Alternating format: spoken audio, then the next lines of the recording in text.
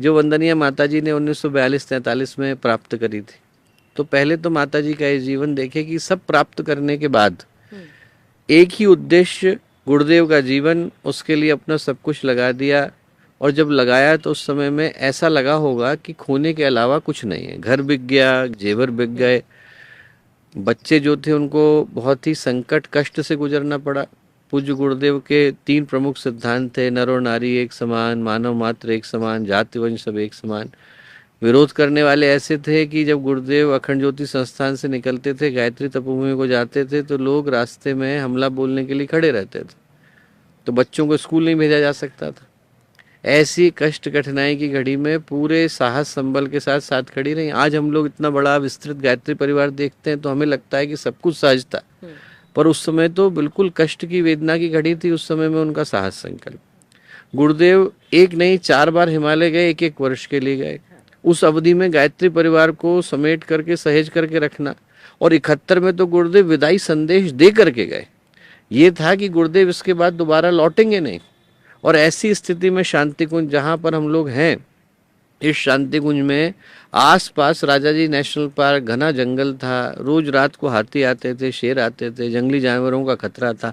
18 लोग पूरे शांति कुंज के अंदर थे, और उनको सबको लेकर के वंदनीय माताजी सन 71 में आई, जब दूर दूर तक कोई आबादी नहीं थी यहाँ।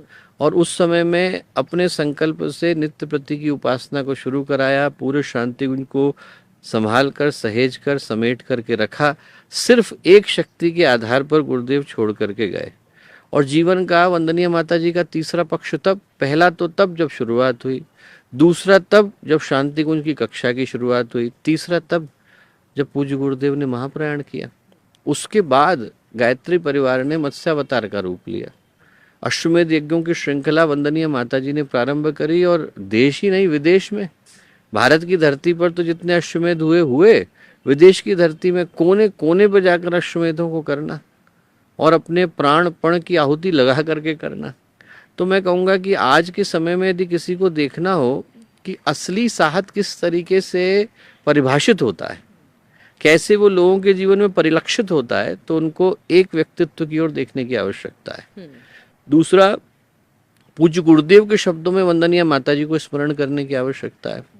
पूज्य गुरुदेव ने वंदनीय माताजी के लिए कहा कि बेटा, वो सिर्फ आप लोगों के लिए माताजी नहीं, मेरे लिए भी माताजी है।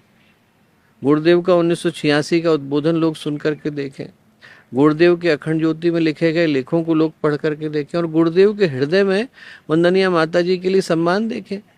गुरुदेव वंदनीय माताजी के लिए वही ही सम्मान रखते थे जो बाकी के लोग रखते होंगे। हृदय में वही भाव, मन में वही प्रेम, आपस में वही सम्मान।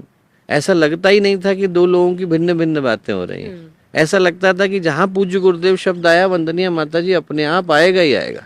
हम लोग तो शास्त्रों में पढ़ते हैं कि सीता कहा तो राम आएगा, गौरी कहा तो शंकर आएगा, राधा कहा तो गोविंद आएगा, पर असली जीवन में तो हमने घटते देखा। मतलब